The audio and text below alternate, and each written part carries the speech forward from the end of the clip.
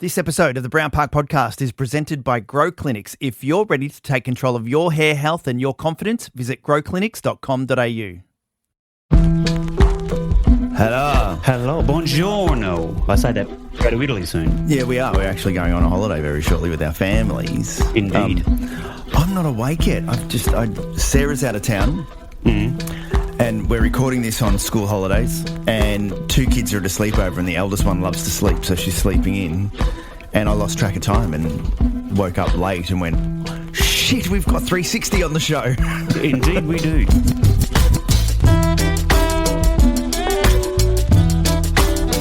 The Brown Park Podcast.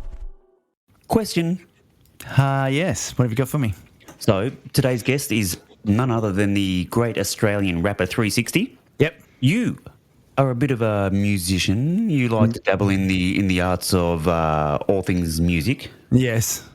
I want you to do a bit of a freestyle rap for me now. Oh, absolutely not. I've never rapped in... No, fuck no. I've never rapped in my life, and nor would I proclaim to be able to. Okay, so the question of can you rap, the answer is a no. Not like in my car. Right. Oh my God, I'm Jay-Z. Okay, just I want you to freestyle something about your phone. Go. The answer to that is absolutely not. Jeez, I thought you tried to find something in your brain then, didn't you? I tried to think, and I'm like, not a fucking chance will I ever do that, especially not when we've got 360 on the show. Well, we won't be asking him for a rap battle with you then, okay? No, and I also won't be asking him to rap, because what happens with every single interview I've ever seen with any kind of rapper, they go, so you any good at freestyling, mate? Can you bust a freestyle for us? And I'm just not going to do that to him. And when they do freestyle, they just bag the shit out of you. So you better exactly. So yeah, I'd rather not.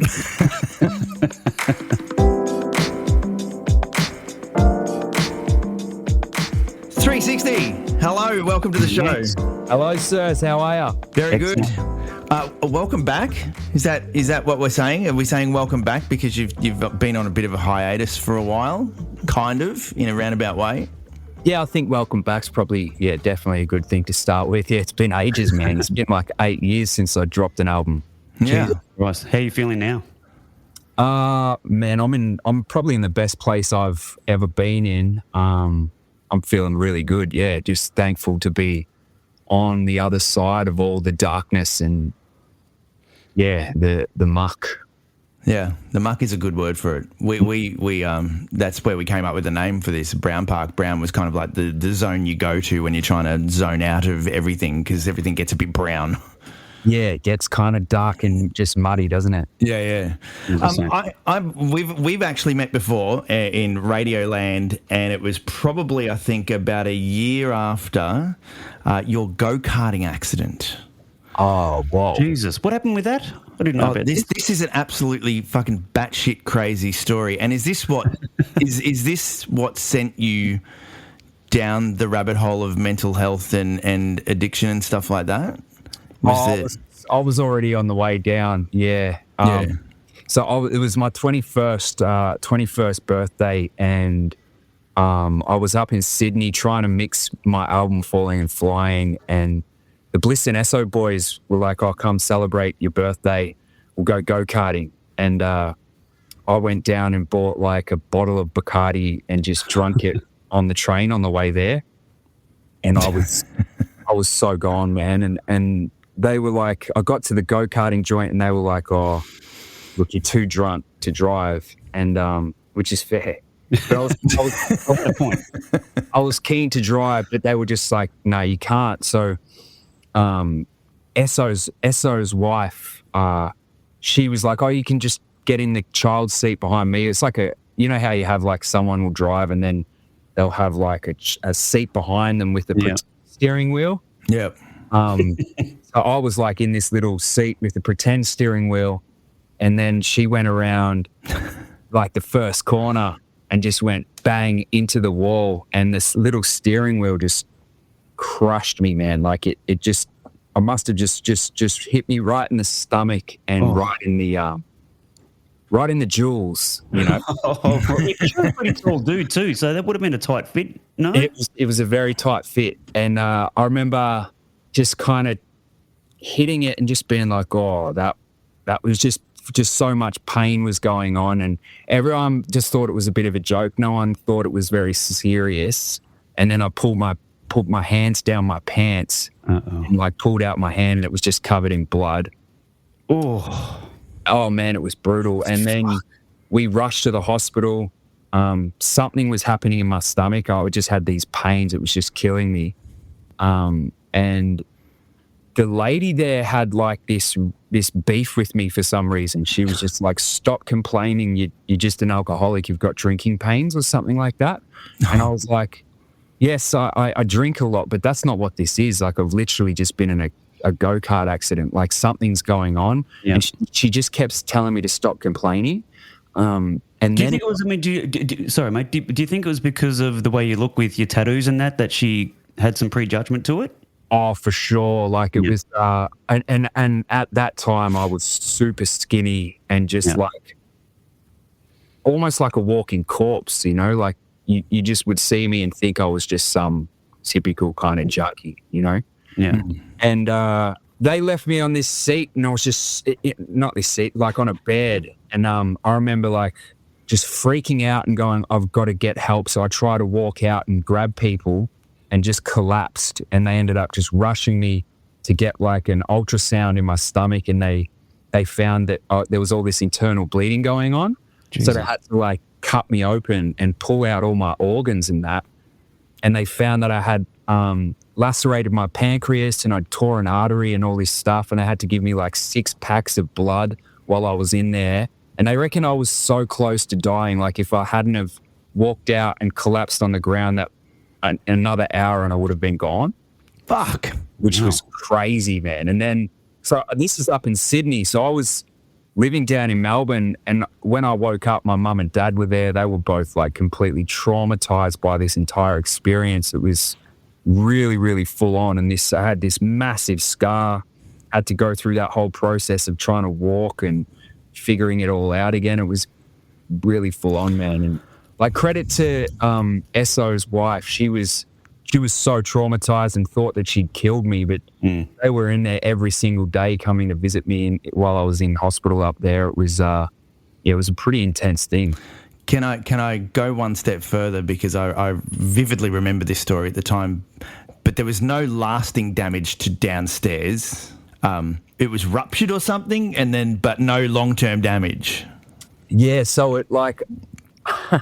Sorry, and feel free to say no. I don't want to talk about this, because it was just one of those moments that I remember in my radio career, that when you came into the studio and you were talking about this, and you were just like, "Fuck me," and I thought, this is one hell of a story. Yeah, so man, I'm happy to talk about it. It's quite funny. Like I busted a nut, and not in a good way. Yeah, not in the good way. So it was a ruptured scrotum, and they I remember it was a process of them doing an ultrasound on my balls, and it was like, it was such an awkward experience, because it was like a guy doing it, and like he's got to lather up the jewels with this whatever the cream is that they put on it. Yeah, and he's holding the instrument on your nuts, and you're sitting there with your legs back, and it's just kind of strange, like making eye contact with him. Mate, look at me right here. 60. I've got a fucking story for you, mate. So when I was in high school, I had a twisted nut. It just came out of nowhere, and I was at school, and because I was a bit of a hellraiser at school, I went up to the principal, and he said, "I don't have time for you," and just sent me to the sick bay, and my nut was twisted, and I was in all this fucking pain, and they just thought I was mucking around or whatever, but then I got to the point where I just screamed and went, "I need fucking help." Anyway, I get rushed to the hospital, twisted nut. They had to cut my sack open and put it back the right way. But then talking about the ultrasound, a few years later, I had to go, maybe 10 years, I had an ultrasound on my ball sack. And I said to, my wife booked it for me, and I said, "Can you just book it with a chick? I don't know, just, not homophobe or anything. I just prefer, a chick to play with my junk."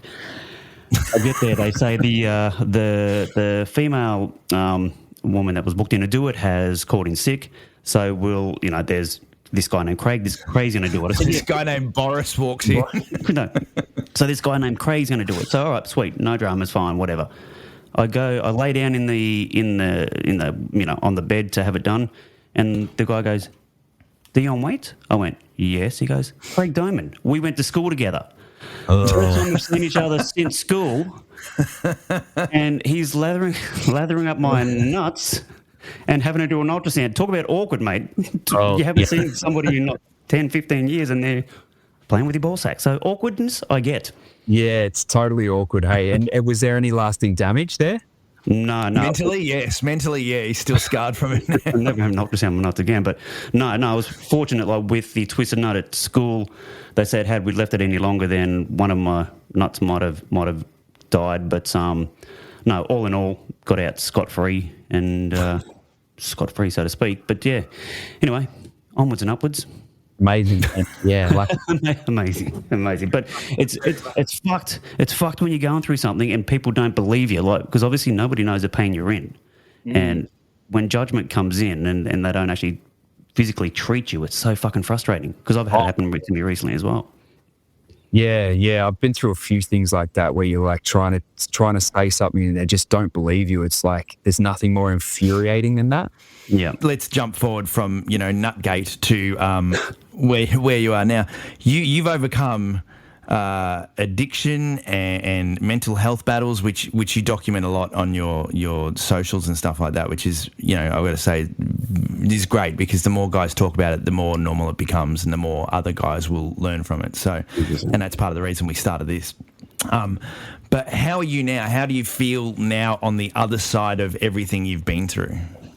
Man, it's been such a battle. Like from like the age of, I reckon about 20 to 35, 34-ish was just this blur of like partying and just living this sex, drugs and rock and roll kind of lifestyle, and having moments of trying to sort myself out. So just a lot of ups and downs in that time. And man, it's been a battle. Like I went to rehab probably 5 years ago now for about 4 months.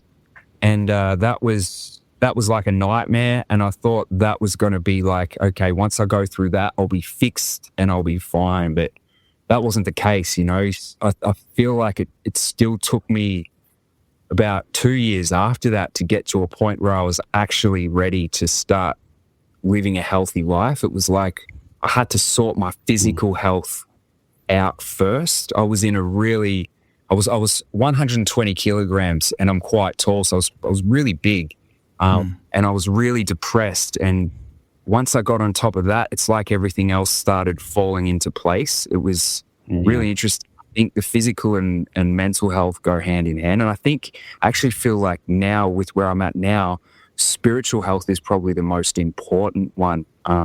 Having that first, and then I think the others become a byproduct of it. Yeah, and I mean, I agree that having faith that things are going to get better is the key, because you can get stuck in that rut where this is fucked. But knowing wholeheartedly that things will get better is definitely something that can help, keep things positive and keep you moving forward. Yeah, man, there was something, I don't even know what caused it or what it was, but I became a victim. I was seeing all my circumstances as the reason why I couldn't get ahead and that I never would get ahead. It was like looking at everything in my life and going, that's the reason I can't be happy, or that's the reason I can't be successful again, or something like that. And undoing all of that narrative in my head was took a few years to really get on top of that, where instead of seeing your circumstances the reason you can't get ahead, you just start changing your circumstances. It's not... It's that victim narrative you get in your head that you need to flick a switch and decide, I'm not going to live like that anymore. And it's good that you picked a career that's so overwhelmingly positive all of the time, that reinforces positivity. Like the music industry can be an absolute shit fight. Yeah, man, music industry is a pretty brutal one to be in. And like I remember when my career sort of got launched in my early 20s, I thought that, being famous and having money would be the best. It would just fix everything for me. And then when you get it, it just becomes like, this isn't it. It's like you're fulfilled for like a month or something, or a week even. You're like, yes, I reached a goal, but then it's like, okay, now I've just got to work for something bigger. and it just becomes this thing of trying to reach what you've had before but never quite getting there. It's like this revolving door of just It's like feeding the beast, isn't it? 100%. Yeah. This is the Brown Park Podcast. Real fellas. Hey team, let's talk hair for a second. If you're starting to notice a little less hair up top, don't stress, you're not alone. There is something you can do about it. Grow clinics are the absolute experts when it comes to hair restoration. There's no gimmicks, no miracle sprays, just real medical solutions that work. They're all about natural results, tailored plans, and getting your confidence back without the dodgy hairlines or the old school stigma. Thousands of guys are seeing serious regrowth with Grow. And the best part, you can book a free consultation to see what's possible for you. So if your hair's thinning, don't wait. Head to growclinics.com.au, that's groclinics.com.au, and tell them Brown Park sent you. This is the Brown Park Podcast. But it's absolutely necessary. Would you say that you were happier before you got famous, well known, or would you say you're happier now? That's a really great question. I would say I'm happier now, but I reckon I was the happiest when I was a child before I got consumed by seeking everyone else's validation. It was like when I was a child, I had this purity about my life that I was just happy with who I was. And then when I went through puberty and the teenage years and stuff like that, I became so concerned with fitting in and being cool. And that sort of played out for most of my adult life, where it was like trying to seek other people's approval and validation rather than just being who I knew I was at my core. And then I feel like going through that whole process of my 20s and my 30s, and now coming around, it's like I've reconnected with where I was at before I went through that. Like I'm just being myself again rather than trying to get everyone to like me. It's like whoever likes me or whoever doesn't, it's all good. I'm cool with it either way. So what was your childhood like? Mum and dad were on the scene. So what was growing up like for you?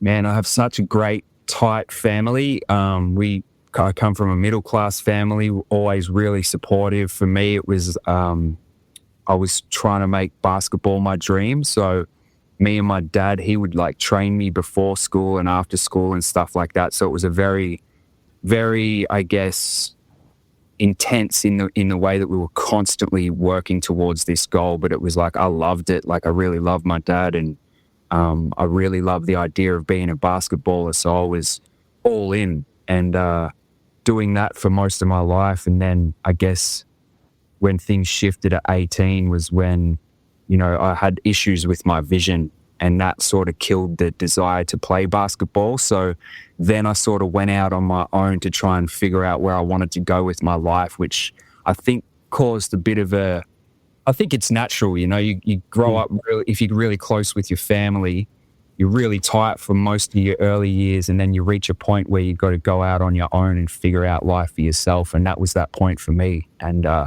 I just, didn't do a great job at it. At what point did you decide to get into the music business, or when did you know you could rap? When did you go, okay, well, this is what I want to do now. I'm not going to do basketball. I'm going to do this instead. Yeah, I started at 14 and I became obsessed with it like straight away. And then by 16, I was like signed to a record label in Melbourne, and I was entering all these battle rap competitions, and I had gotten my name out there in Melbourne from quite a young age. And then, but I never saw it as a career. I always thought, you know, this is just a hobby. You can never turn this into a full job. And when my vision started going downhill, that killed my desire to play basketball. So I gave up basketball, and then music was literally the only thing that I had. So it became the only thing that I really wanted to do. And me and Pez just started going hard together, like living in this little bubble where all we would do is write raps all day, every day, while living off Centrelink. And they kind of funded the first album, you know, and we were just chasing this goal. And we had a taste of success around, like I'd say we're about 21, 22-ish. And then that little taste that we had was like, oh, okay, we've got something here. It was like this confirmation that we can actually do this. So that I just doubled down and just went hard with it. And it worked. It clearly worked. I mean, in one of your songs, you talk that Pez said, you know, if you keep doing what you're doing, you're going to keep having the same shit as far as, I think you're a bricky's labourer or something, and then you quit the next day. Did that happen? Like you just went, no, fuck this, I'm not doing this anymore? Yeah, so I was doing an apprenticeship as a chippy, and I was in there for about 4 or 5 months, and I thought that would be an awesome life to live, and realised pretty quickly that it wasn't for me. Like I've always struggled doing stuff that I wasn't passionate about. Like I love the idea of being a builder and like building a life and having a family and providing for them and all that, but I wasn't passionate about it. So after a few months where you're working when you're on like apprenticeship wages first year, I was getting $250 a week, right? Yeah. And I was working from 7 in the morning till 7 at night. So they were 12-hour days. So I wasn't getting any overtime or anything like that. And I remember going to the boss, like at the end of the week, I was like, do we get like double pay for working double the hours? And he was like, nah, we'll just take you fishing. Well, yeah, thanks. I was like, oh man, this sucks. And then when we were making music, me and Pez, and he was like, dude, let's just become the biggest rappers in the country. Like, we can 100% do it. And when he said that, because he believed it, I was like, oh yeah, why not? We might as well. And I just literally did quit the next day. Yeah, it was shit. Because I mean, as far as hip hop in this country, it's growing. It's like getting bigger and bigger every year almost. But like there was you guys, and there's the Hilltop Hoods, and there's Bliss and Esso that have really been the standouts on the Australian hip hop scene. Apart from like 1-4 now, I guess. But they're a completely different style. Pop stars in Australia are a dime a dozen. Rap stars in Australia have to really work at it, don't they? Yeah, for sure, man. I remember back then it was like there was a flourishing scene of people making Aussie hip hop, and it got quite popular for a bit there, and then it's sort of it's shifted now. Like it's a lot more. It had its own sound to it. It had a bit of an identity. Australian hip hop, and now it's sort of, it sounds like, and this is no shade because I actually like some of it. I like a lot of it actually, but it sounds now more like people are replicating the UK sound or the US. It doesn't sound as Aussie now, which isn't necessarily a bad thing. I think the scene needs to probably go through that to find its own direction anyway.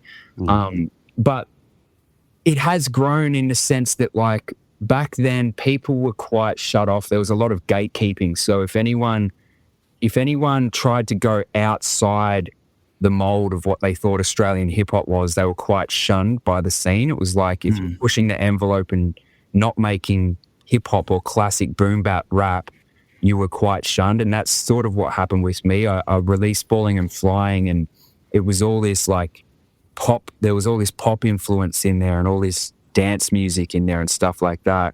And I remember it basically got looked at as, oh, this isn't actually rap, like it's just pop music. Yeah. I think since then though, it seems to be growing in the respect that there's any sound is sort of welcome now. People don't really gatekeep as much anymore. Like if there's new rappers doing American stuff, people don't hate on it like they used to. Like it used to get so much hate and just not be considered real rap, and that's changed a lot.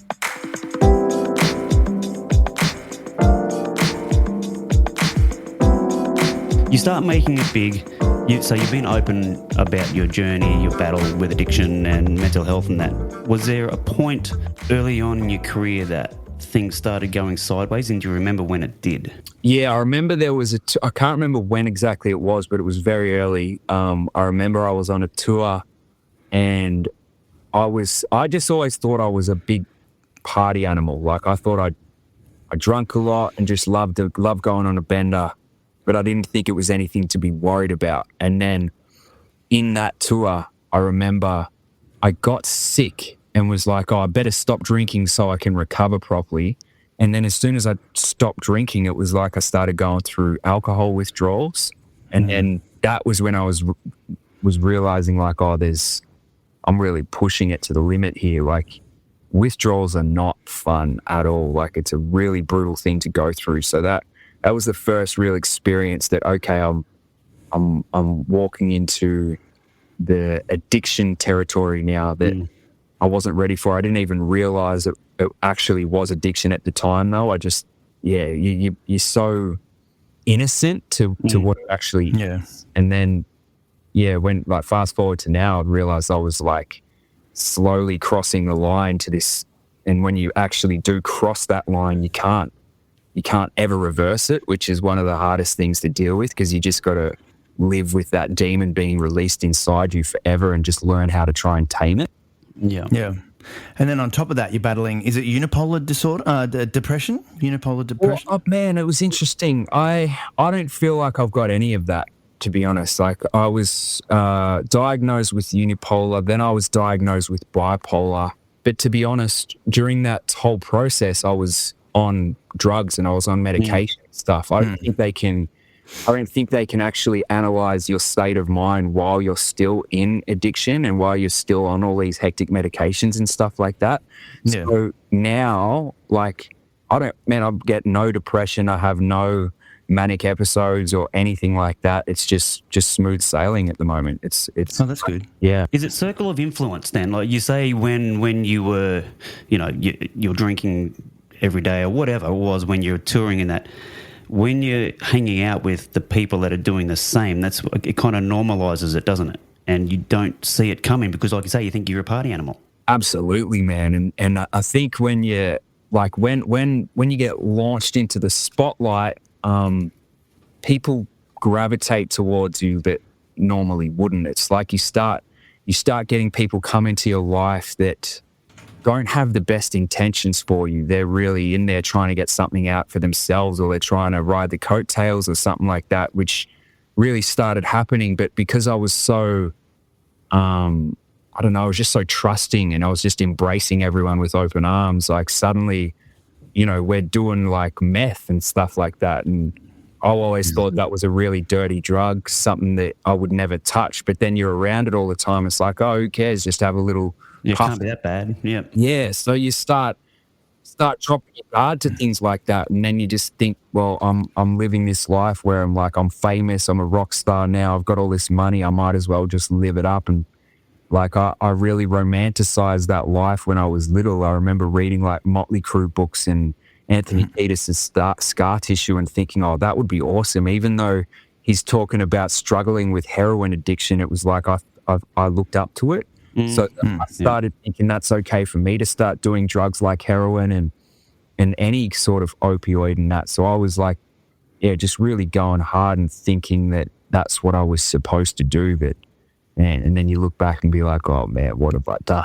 So we quite often ask this question on the show. What was the actual turning point that got you to go, okay, well, fuck, I need to go to rehab. I need to do something. I need to sort this shit out. Because once and for all, because you've had a couple of stints, yeah? You've from what I can tell, you've got an addictive personality, whether it be basketball, rapping, or even the gym. You've got that tendency to just go all in with something too. Yep. It's interesting, man, that all in, that kind of drive, I think was because me and my father were working so hard to try and play basketball as a youngin', like doing it before school and after school and training every day and having games like literally every day or whatever. That kind of instilled this insane work ethic. So if I did something and if I was really passionate about it, I would just go all in. And that's been both a blessing and a curse, because if you apply that to things that are destructive, it just destroys your life. So it's like been about trying to apply that in the right things. But like I did apply that into gym and health and all that too. But at the same time, it was like my identity was tied to it. It was like my self-worth was dictated by performance all the time. So it was, even though it wasn't in the drugs and all that, it was still like, if I had an injury or something like that, I'd feel like life was gone. I didn't know, I was stuck looking for something. So now that I've found God and become Christian, I've got that same like all or nothing mentality into that, but it feels like it's the only thing that is actually healthy to be addicted to for me. And like I did one stint in rehab for like 1 month for my third album tour. I had an overdose and had to cancel the whole thing. That was a big kind of moment where I realized what was happening, and I got put on this drug replacement, which is called Suboxone, which is sort of like methadone, but you can't get high on it. And I was trying to just continue down that path, but I ended up talking my doctor into putting me on actual methadone, which was the worst decision I've ever had, which is a drug that replaces heroin. So like it just sustains you so you can just be a functioning addict and just, yeah, it was really bad, man. That's what put me over the edge. It was like, I gained so much weight. I just didn't care about anything. And I remember going to my doctor probably about 2018 or 2019. And he literally said to me, he was like, dude, you're a fat junkie and you need to sort your life out. Like, it was pretty harsh. I didn't want to hear it. And I remember being like real triggered at the time, being like, oh, how dare he say that to me? Like, I should complain about this, you know? But I needed to hear it. Like, I needed to hear the truth. I feel like I was probably being mollycoddled a lot and not told what I needed to hear. And him saying that made me go and reflect on it. And then I just decided, all right, I need to go to rehab. I need to sort my life out. And that was 5 years ago. And the last 5 years has been a process of just trying to sort my life out and actually get healthy. Yeah. This is the Brown Park Podcast. Now, a word from our sponsors. Are you one of the many Australians experiencing hair loss? Do you find yourself avoiding the mirror or constantly trying new products that just don't work? Well, there's a solution that's backed by science and delivers real results, and it's Grow Clinics. Grow Clinics is a leading hair transplant clinic with locations across Australia and New Zealand. They perform over 150 hair transplants every single month, and their procedures are led by experienced doctors who are experts in the field of hair restoration. But Grow Clinics isn't just about hair transplants. They offer a wide range of services to combat all stages of hair loss. Whether you're looking for prescription hair care you can use at home or you're interested in specialised non-invasive treatments in clinic, Grow Clinics has you covered. With clinics in Brisbane, Gold Coast, Sydney, Melbourne, Perth and Auckland, New Zealand, there's a Grow Clinic near you. And the best part? They're offering a free consultation for our listeners of the Brown Park Podcast. Just mention our show when you call in to book and you'll be on your way to a fuller, healthier head of hair. So don't wait any longer. Take control of your hair loss journey with Grow Clinics. This is the Brown Park Podcast with Christo and Dion. Now back to the show.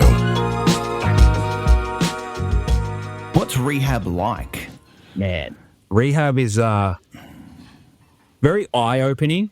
Yeah. Because you think, you get it in your head, you'll be like, I'm not like them. You know what I mean? Like, I'm not like that guy who's on the street, who's got a needle in his arm and who's money. Like, you get this like idea that you're not that bad, but then you realize you are. Like, you actually are. It. And you also realize that addiction is pretty non-discriminatory. Like, it's everyone from every walk of life is in there. There's doctors in there. There's people out of the army, and there's people that struggle with all sorts of addictions. So it's not just chemicals. It's like gambling. There's porn and sex addiction and all that too. And every single addiction is just as destructive as the drugs.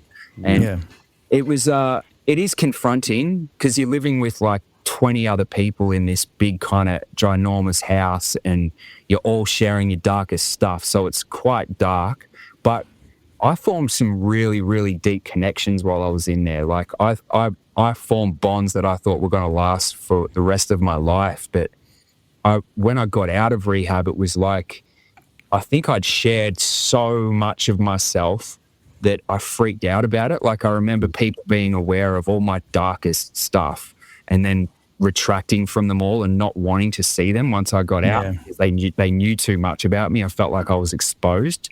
And then, but it was great, man. It was like you learn where it all comes from. I was dealing with a lot of people pleasing, so I was in there trying to stick up for myself and deal with confrontation rather than trying to escape it all the time. It was great, man. By the 4th month, I was really calm and really chill, but I got out of rehab and it was the middle of the lockdowns. So it was like just becoming a recluse back at home, which kind of was handy for me because I was feeling pretty crappy anyway. So I just stayed home and spent like 15 hours a day on my phone and just scrolled, and that was it. Yeah, That's an addiction of a different kind, isn't it, for everybody? for sure, man. And that even was hard to get past too. Like, I had to restrict myself. It was bizarre. Well, I mean, you say during rehab you work on the root cause of the road to addiction. Can you share what your outcome or your outtake was and what you think the root cause of your addiction journey is or was? Yeah, a lot of it stems from childhood stuff. Pretty intense stuff, but I think a lot of it as well came with that, what I mentioned before about seeking approval and validation from other people, not being happy in my own skin and thinking that I needed to be someone else all the time. And then after I was partying for so many years, I felt like when I drink or when I do drugs and stuff like that, it would drop my guard. It would make me be able to have fun and joke around with people and loosen up without feeling uptight all the time and self-conscious. So it got to the point where I felt like I needed to do that to be liked and to have favor with anyone. So it was like this thing that just got out of control, where it was like a little bit of seeking approval here and there, but then I needed it. Otherwise, I'd never get anyone's approval. And that was the thing I needed most, was just for people to like me. So that just snowballed into this crazy life. And are you 100% clean now? Do you have an occasional drink, or do you because I mean, you've got an album coming out, so there'd be an album launch party, there'd be all these kind of things, promotions, you're going to be hitting the road, you're doing a tour, all that kind of stuff. Can you resist the temptation now? Do you have the strength now built upon the foundation of what you've been through? That's a great question. So I'm out of like complete active addiction in the sense, like, I don't drink. I don't think I've had a drink since the first time I went to rehab. I started doing I stopped doing all the party drugs then as well. It was only the prescription stuff that I was still battling. Yeah, because you had a problem with Nurofen Plus, didn't you? I was reading, yeah. Yeah, it was Oxycontin, which was my poison. And then when I ran out of that, I would turn to Nurofen Plus when I was desperate and I had no other option of touching anything else. So I wouldn't say that I'm clean until I'm off all my medication. So when I got out of rehab, I was on like 6 different things. I was on like medicinal cannabis, which is another thing. Like, I justified using weed because it was prescribed by a doctor. So I was like, I can use that because it's from the doctor, when really in my head I knew that I shouldn't be doing that. Like, yeah. So I've managed to get off all the medications. I've got like 2 left, and I won't say I'm clean till I'm off them. You say you were super close with your parents.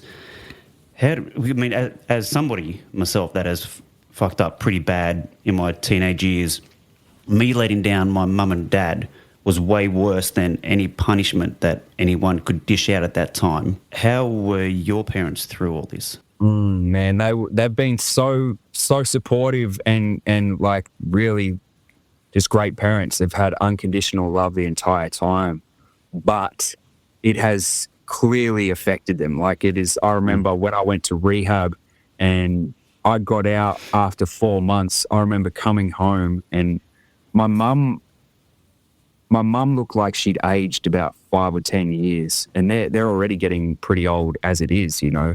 So they looked, I came home and they both looked just so frail and so skinny. And I was like, that was like this rude awakening. It's like, look at what you've done. You know what I mean? And it's really hard to get past that because, you know, I feel so responsible for that. But it's been really beautiful to be able to reconnect with them again. Like, my whole family live at my joint. So mum and dad are with me. And for the last 5 years, like, I spend every night hanging out with either mum or dad. Like, we split it up because my brother's here as well. He'll chill with my mum during the week, and then I'll chill with dad during the week. And on the weekends, we swap it over and we watch like TV shows or movies and stuff like that. So it's been really interesting to go through that rebellious phase during my 20s and 30s, and then to come back now to reconnect with them again and reform that bond, and also regain their trust, like to make them see that they can know that I'm okay now. Like, I can go on tour and I'm not at all tempted to drink. I would never touch a drink. I know if I do that, if I even just have one, it's like going to drop my wall to it, and I'll start allowing in other stuff or something like that. So I have to be like completely abstinent from everything. And they're seeing that now. Like they're seeing that I'm finally, even though I'm like 38 now, I'm being responsible for my life and I'm looking after myself. I'm being good with my money, which I wasn't in the past, you know, like I was horrible. I blew most of my money, but I'm actually saving all of it now and not just blowing it on stupid stuff. And it's, they've got faith in me again, which is good. For me, when, you know, I had my rebellious years, which was fucking mental, but I feel like the man I am now is the child that I was, and now I'm fulfilling my parents' vision of what they thought I could be. I don't know if you feel the same way. Like you went through all that shit, but I feel like I show up better for my family and my parents now after going through all that. I think that's a great thing to remember. Hey, like it's almost like you need to go through that for those things to mold you into the person you have to become. Yeah. So it's like, like I regret it and I feel a lot of guilt and shame about that stuff. But at the same time, like if I didn't go through that, what would my life look like, or what would I be now? Like I'm very happy with who I am now.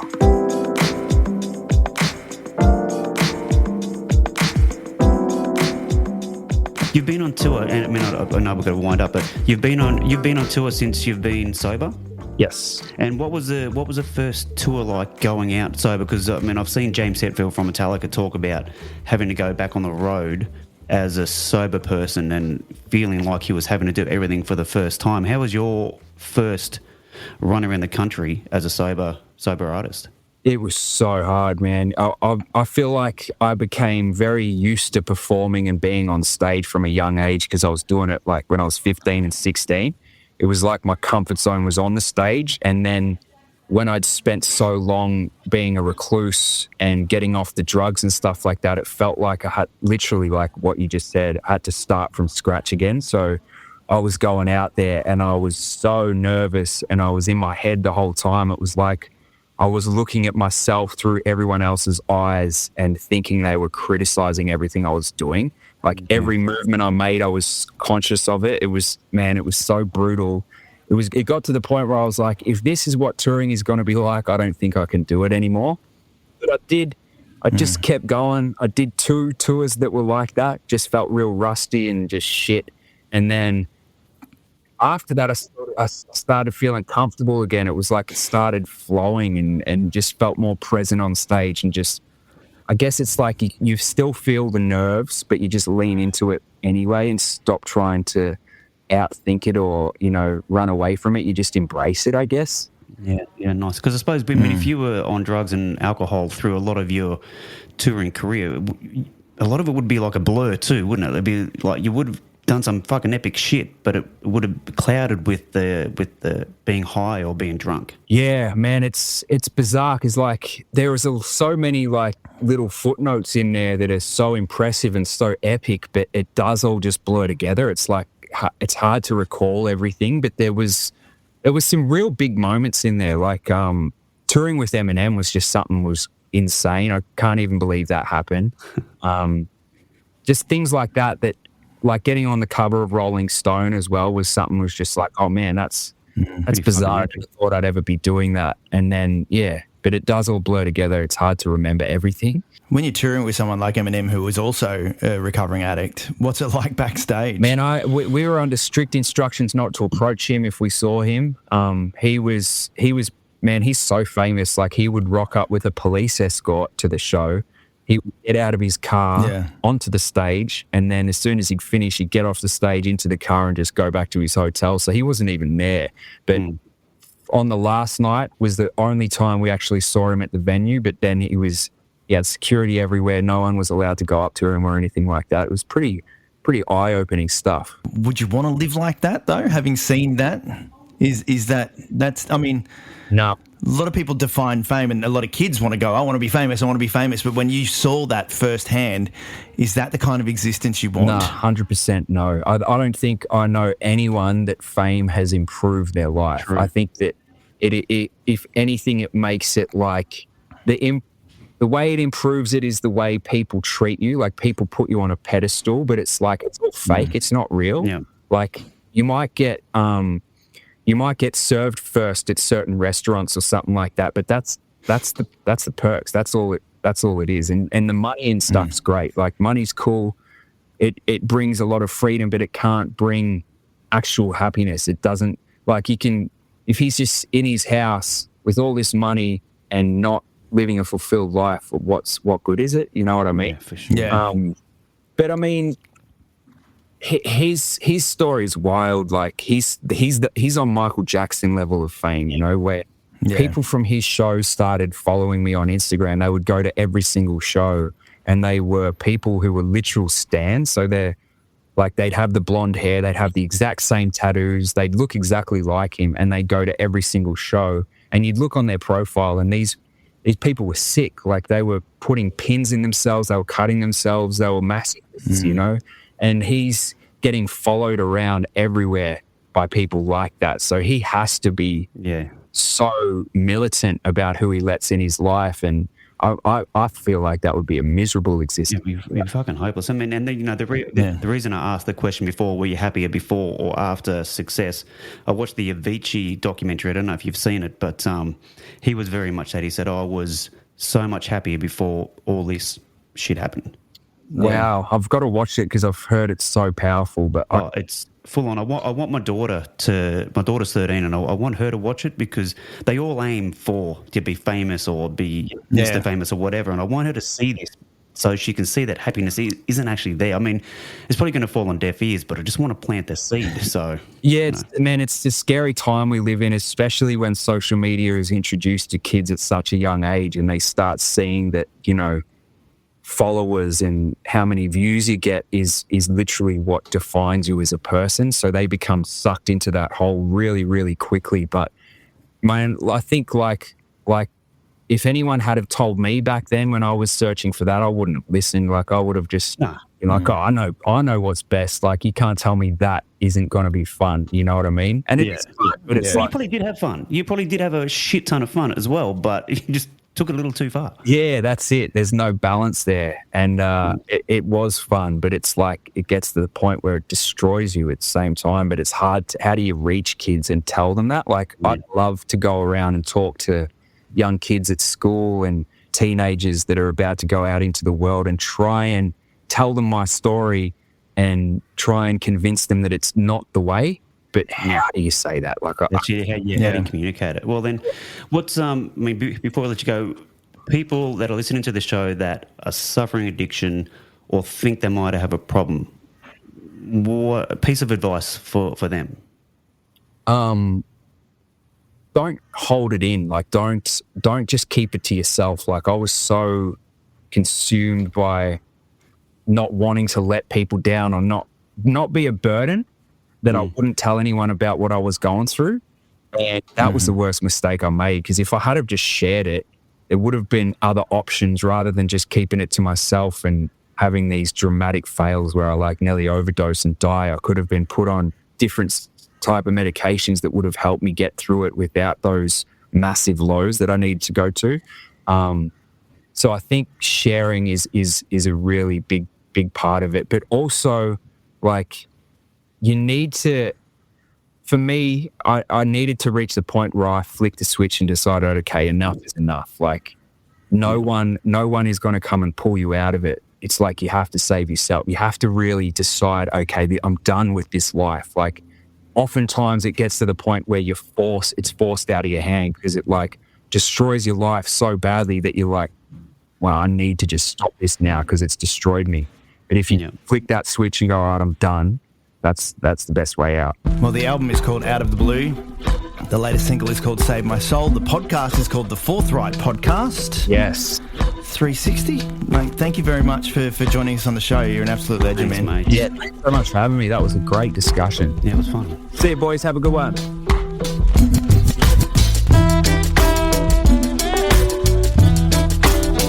The Brown Podcast.